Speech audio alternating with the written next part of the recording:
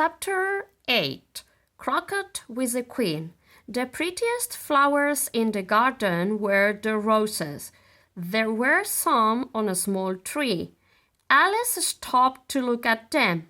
They were white roses, but 3 gardeners were working hard, trying to make them red. Why are they doing that? Alice wondered. She went near them. Please, can you tell me, she asked, why you are making those roses red? The 3 gardeners looked very unhappy. You tell her 7, one of them said. No, said 7, you tell her 5. But 5 said, no, you tell her 2. 2 looked even more unhappy, but he began, well, miss, this tree should be a red rose tree.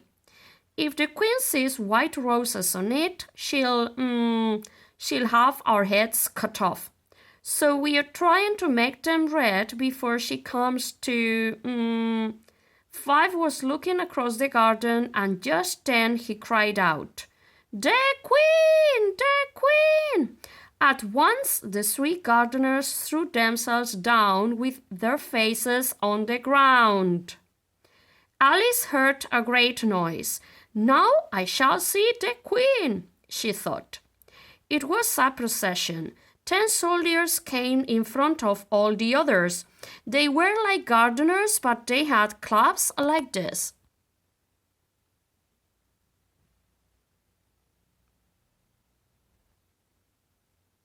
Then Alice saw 10 of the king's own men with red diamonds on them.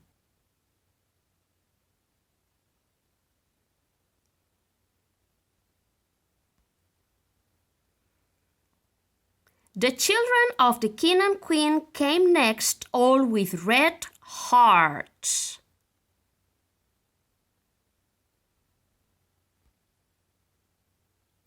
After them, there were the people who had to come to play croquet. Most of them were kings and queens, but Alice saw that one of them was the white rabbit, not looking at all happy. The knave of hearts came next, just in front of the king and queen of hearts themselves. Should I lie on my face like the gardeners? Alice wondered. But what is a procession for if nobody looks at it? So she stood and waited. When the procession came to Alice, they all stopped and looked at her. The queen said to the knave of hearts, Who is this? The knave of hearts didn't know, so he said nothing. Fool! The queen shouted. Then she spoke to Alice. What's your name, child? My name is Alice, if you please. And Alice wondered if that was the way to speak to a queen. But they are only a pack of cards, she told herself. I'm not going to be afraid of them. The queen looked at the 3 gardeners who were on their faces round the rose tree. She couldn't see who they were because their backs were the same as the backs of all the others. The same as 3 soldiers or 3 of the king's own men, or even 3 of her own children. What is? The queen asked. Don't ask me. Why should I know? Said Alice. That was very brave of me, she thought. The queen's face became very red. She was very, very angry. She looked at Alice and shouted, Off with her head, off. Nonsense, said Alice. The queen didn't know what to do. The king put his hand on his wife's arm and said, Don't be angry, my dear. She's only a child. She moved her arm away angrily. Show me their faces, she said to the knave. The knave moved the gardeners with his foot. Get up, the queen shouted, and they stood up, very much afraid, and saying nothing. What? The queen asked. Have you been doing? If you please, began to. We were trying. I see, said the queen. She had been looking at the roses. Off with her heads! Off! The procession moved on, but 3 soldiers stayed to cut the gardeners' heads off. The gardeners ran to Alice for help, and she put them into a big flower pot. "Don't be afraid," she said. "They will not cut your heads off." The soldiers looked around the garden for some time. Then they went after the procession. "Are their heads off?" the queen shouted. "Their heads have gone, if you please," they shouted back. "Good," shouted the queen. "Can you play croquet?" The soldiers said nothing, but they looked at Alice. The question was for her. "Yes," Alice called out. "Come on then," the queen cried, and Alice went and took her place in the procession. What will happen next? She wondered. It's a nice day, isn't it? She heard. The white rabbit was beside her. He was looking at her face to see if he was angry with him.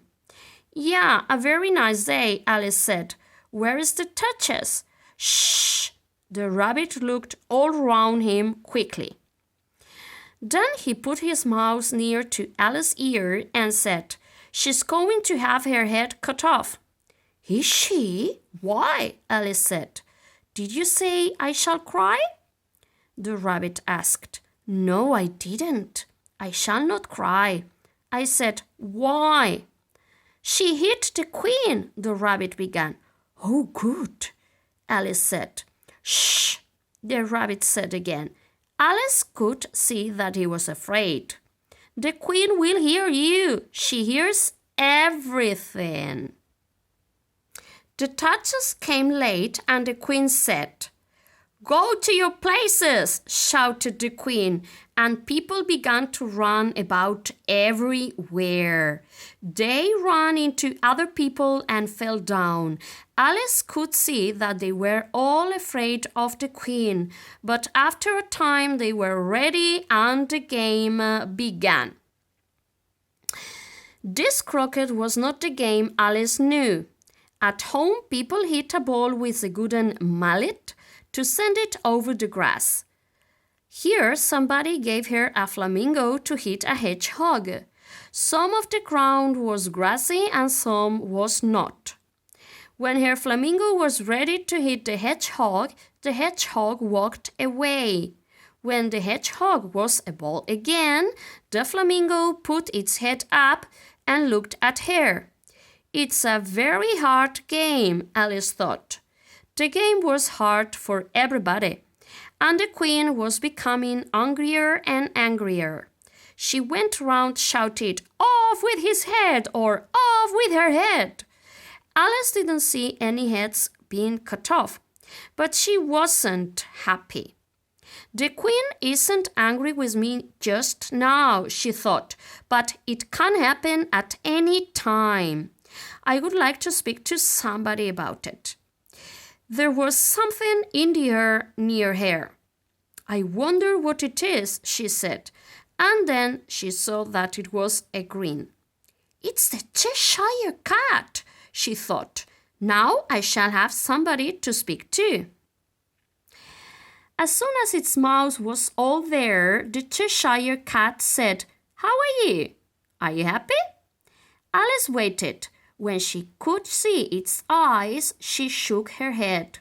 "I can't speak to it," she thought, "before it has some ears, or perhaps one ear." Soon she could see its head with the ears, and Alice said, "I don't like the game at all. It isn't a good game." The cat didn't show any more of itself. His head it stayed in the air without a body. "How do you like the queen?" it asked. "I don't," said Alice. She saw that the queen was very near and she added, I don't think that there is any queen like her." The queen was pleased and moved away. But the king came to Alice and stood by her, looking at the cat's head and wondering, "Who are you speaking to?" he asked Alice. "It's a friend of mine," Alice said, "a Cheshire cat." "I don't like the look of it at all," said the king, "but it may kiss my hand if it likes." "I don't want to," the cat said. The king was angry, but he was afraid too. "Don't look at me like that," he said to the cat, and he stood on the other side of Alice. Alice said, "A cat may look at a king. I read that in a book, I think." "Well, it must go," the king said, and he called to the queen. "This cat must go, my dear, mustn't it?" The queen didn't even look. "Off with his head," she shouted. "I'll get the axeman myself," the king said, but he went away quickly. Just then, Alice lost her flamingo. It tried to fly up into a tree and she couldn't catch it for some time. When Alice got back to the Cheshire Cat, there were a lot of people round it.